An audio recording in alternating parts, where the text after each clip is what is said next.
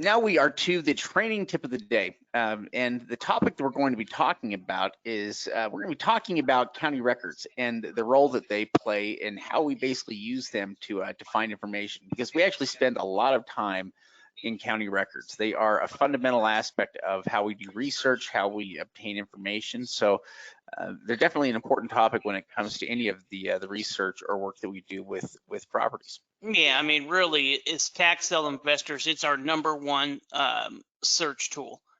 It's the number one place we're going to go to find out information about the property, find out if it's something we're going to be interested in or not. Now, county records are completely open to the public. They're public records, but that doesn't necessarily mean that all of these records are available online. Yeah. So when it's said that they're public records, what it means is really just that if somebody from the public would like access to them, that they're supposed to provide that. But for the longest time, that's something that was always done in person. That was something that you'd go there to a county records building, and so they would have these things like the deed itself. Property deeds would be there, on site and recorded there. So if you're doing research, you're doing it there on site with their records, which was how property assessments and everything was done here before the internet.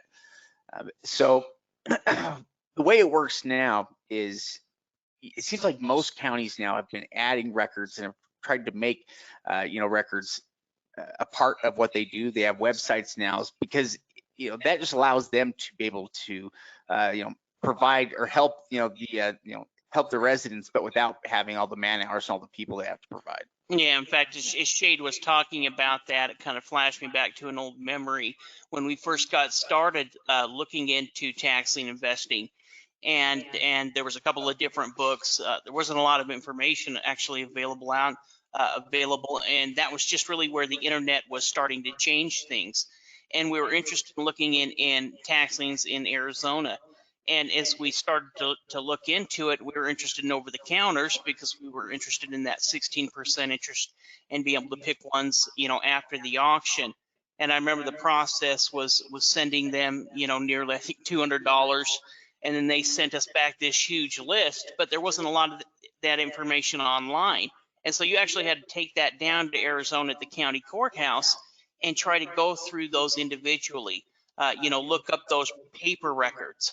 And slowly counties started adding those online, and now we're to the point where most counties have added them. Now there's still going to be counties where we can't find maybe some of the assessor records or tax collector records, but most counties are going to at least have that information available to us as part of the public record. It saves time from people needing to go down to the county courthouse, saves them time and staff in being able to put it online. So I think we're going to see more and more counties put this information and make it available online, which like we've seen over the last really 15 or 20 years. Yeah, well, I think we'll always run into counties that don't quite have the records up to date, but I'm impressed all the time by even smaller counties and some of the records that they have available now.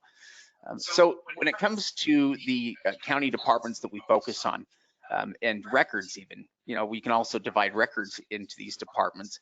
There are three departments we generally look at. They are the treasurer or tax collector, which are basically going to be a lot of times they're the same thing, or depending on different areas, might call them different things. So the treasurer or the tax collector, we have the assessor, and then the county recorder, or sometimes it's the clerk of the court. They can have different names for it, but those are basically the three essential offices. Those are also the three types of records that we focus on. Treasurer records, which are tax-related records, assessor records, which are generally property-related records, and then the recorder's records, which are generally legal records or court records. Yeah, definitely. Well, and the first two are generally going to be good enough for tax lien investing. Your general tax lien, where you're just bidding down the interest, there's no premium bid, anything like that. Usually going through the tax records, the assessor records, is going to give us the information we need to make an informed decision. In addition to those assessor records, something that we use a lot as tax sale investors, because we invest in a lot of land in tax sale properties, are going to be the online maps, the GIS maps. These are going to be where we're going to go, these online maps, to research the property in more detail, and in some cases find out really where the property lines are at. Yeah, in fact, it's one of the first things that we are looking for. When we go into any of these departments, we're trying to pull up maps so that we can locate them. Now, these are generally pretty easy to find if we can locate county websites. If we can find county websites, then from there it's easy to navigate, because once we can pull up county websites, then we're usually just looking at something like the elected officials tab or departments tab, because from there we can usually find the department or the elected official that we're looking for. Yeah, definitely. Well, if we just go to a Google search and type in the county name, state, and a couple of keywords, even county, it'll usually within the first couple of first couple of search results is going to have a link to the county records. They're very prominently posted. And then from there, we can look through and find the department that handles the taxes, the treasurer, the tax collector. It becomes a lot easier as we're looking online to be able to pull up that information. And as we go to the county website, it's usually going to be listed under the assessor or under the department's head. Yeah, so we can see here, under clerk's records, that top search there is for the portal we're actually looking for there. The clerk of the court online records right there. Looks like the official records. Yeah, definitely. Well, and there's a lot of different names or keywords that we can use when looking up these records. Official records, court, public, deed records, clerk records, land records. All of these keywords are going to be able to help us find the different departments that we're looking for. Excellent. So once we are able to locate, the correct department, what information is it that we're generally looking for, and how do we pull it up? So a lot of times we'll use some kind of identification number like the parcel number, but sometimes using the parcel number doesn't work. We don't always find the property, the first time we try to locate it using the parcel number. And so because of that, we also learn how to find, properties using things like the owner name or even the property address. There's a lot of different things we can actually use to identify the property. Yeah, definitely. We're always going to, like Shade said, we're always going to start with the parcel number. That's usually going to be the easiest way to start. And also one thing to bring up about the parcel number is we may need to delete dashes. We may need to add dashes. All parcel search tools are not going to be the same. Sometimes we're going to need to practice a little bit if we're not able to pull it up. And in fact, sometimes we'll go ahead and try searching using the owner's name or the address if we're having problems pulling up using the parcel number. Yeah, so what we're usually looking for when we get to a department, like we will usually go to the assessor's office if we're looking for a records hub for assessment records information or property records. That's usually going to be found within the assessor section of the website. And we're usually trying to plug in a parcel number there to locate a property record. But if it doesn't work, then it may be because we have dashes or we need to put in dashes, or maybe there's spaces there. There can be a lot of different reasons why a parcel search tool might not pull up a result there initially. And so, yeah, that's why it's nice that they always give you lots of other options for locating, that specific property record. And when we do find the record, we can usually see there how the parcel numbers, how it's recorded, and therefore be able to get it into the search tool, so the searches we do after that will work. Yeah, that's a good point. I mean, as we look in there in the county record, we can see, do they include a dash in their parcel number, and that'll help us be able to search that as we go back and search on the parcel number in the parcel search tool. Yeah, so these what we're doing here is we're reviewing a couple of different types of property records, and what we're looking at here is a tax record. And what's nice about a tax record is that it's a very specific type of record, but it tells us what's going on there with the history of the property. And a lot of times it can actually tell you quite a bit about historically, what's happened with the property taxes and the payment of those property taxes or the lack of payment. Like in this case, we're looking at the tax history of a property, but we can see all the years that the taxes were paid and then years when the taxes weren't paid. And that even times when it was nearly lost to foreclosure.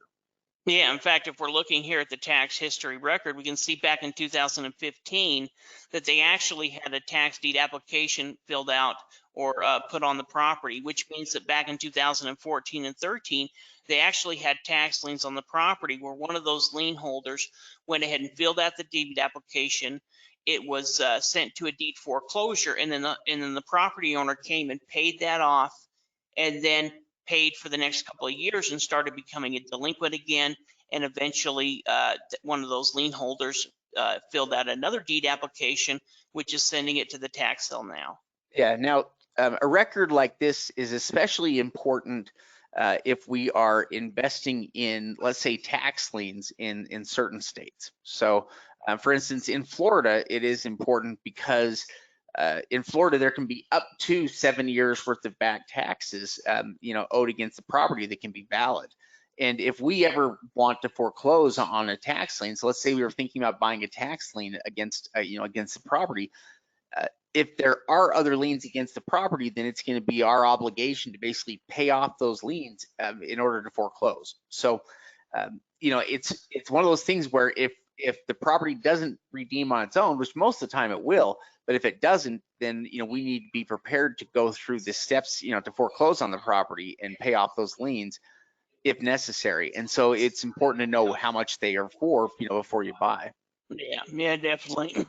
Well, in looking up roll up, which is something we've talked about before, that's going to be, incredibly important, especially within certain states, states where they have 4, 5, 6, 7 years worth of delinquent taxes before those tax liens no longer become valid. For example, within Florida, after a period of 7 years, that tax lien will no longer become valid, and essentially the owner of that tax lien will lose their interest, lose their money in the property. And so what they're trying to do is force somebody to fill out the deed application to send it to a deed foreclosure where it can get sold and all the investors get paid. Yeah, it's basically all depending on what the statute of limitations is for that specific state. So in Florida, they're at 7 years, but every state has a little bit different. Now, what we're looking at here is the assessor's record example here, or basically it's a good example of a property record. Now, Florida counties do them the best. If we're just being kind of frank, I think that they've always been some of the best providers of records that were easy to navigate and easy to consume information with. And this is a good example of that. We have everything divided up into nice little detailed sections where we have, the property details. It includes the zoning information and the legal description. We have owner information listed there. Then we've got sales. Then we have the improvement information, listed, below that, which has, tells us when it was built, what kind of property it is, then what the tax values are, below that.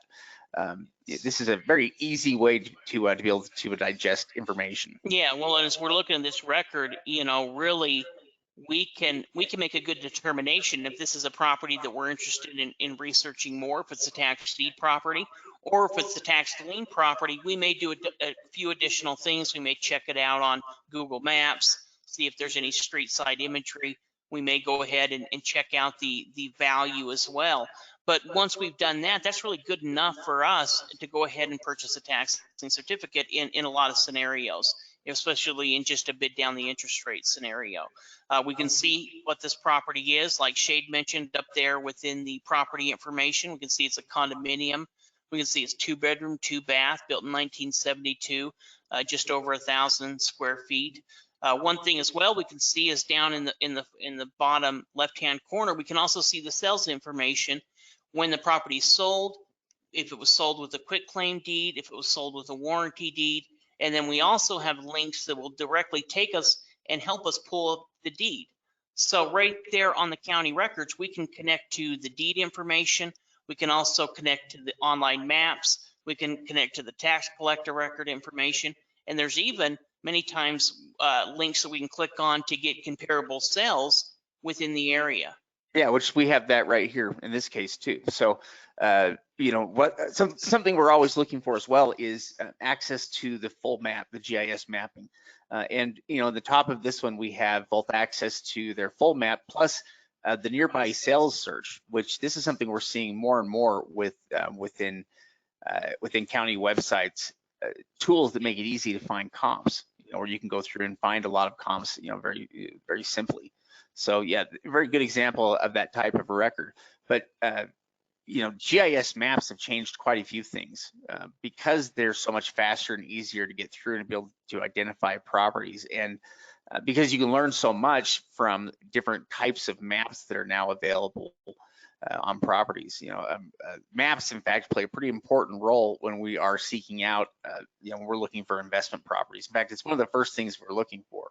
Yeah, well, I mean, it's going to be really helpful for structured properties. We can see approximately where the lot lines are at. We can see what it looks like around other property, but it's really going to be helpful in land as well because we may not have an address.